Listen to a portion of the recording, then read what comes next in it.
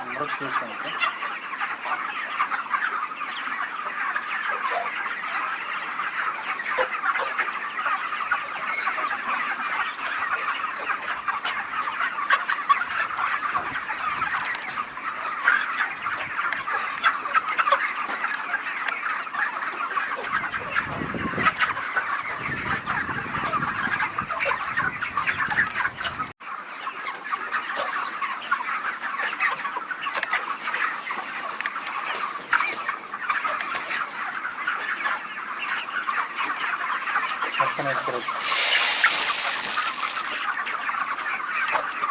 ಇಲ್ಲಿ ಹೋದ್ರೆ ಮುಂದೆ ನೀವು ಬರ್ರಿ ನಿಂತ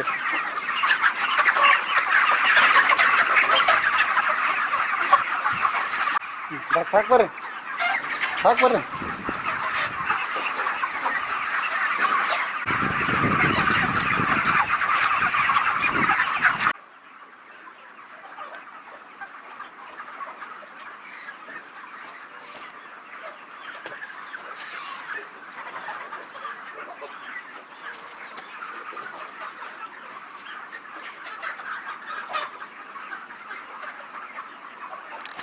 ನಮಸ್ಕಾರ ರೀ.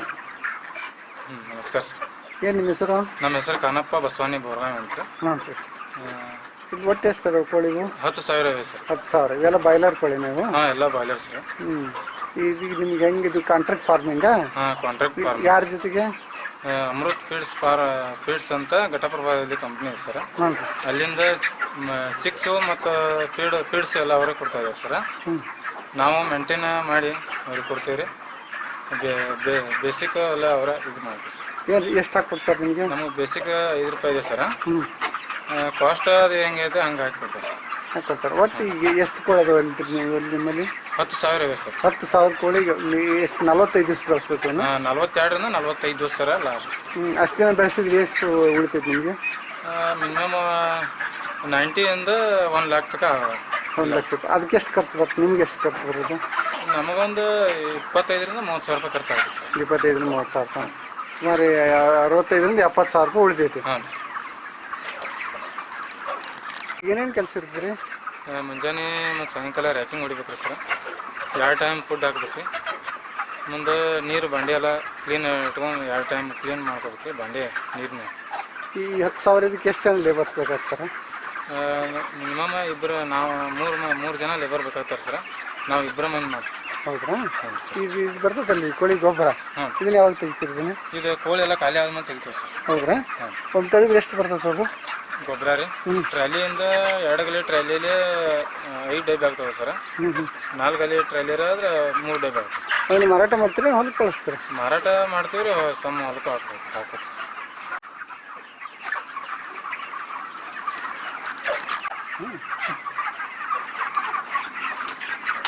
ಅಮೃತ್ ಫೀಡ್ಸ್ ಅಂತ.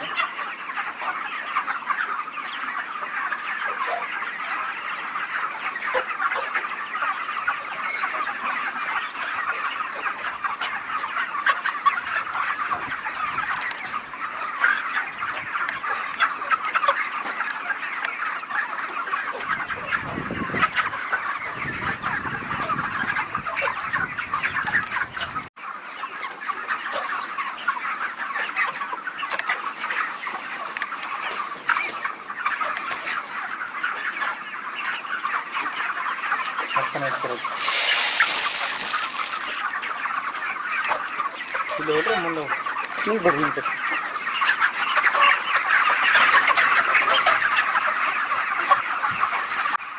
ಸಾಕು ಬರ್ರಿ ಸಾಕು ಬರ್ರಿ.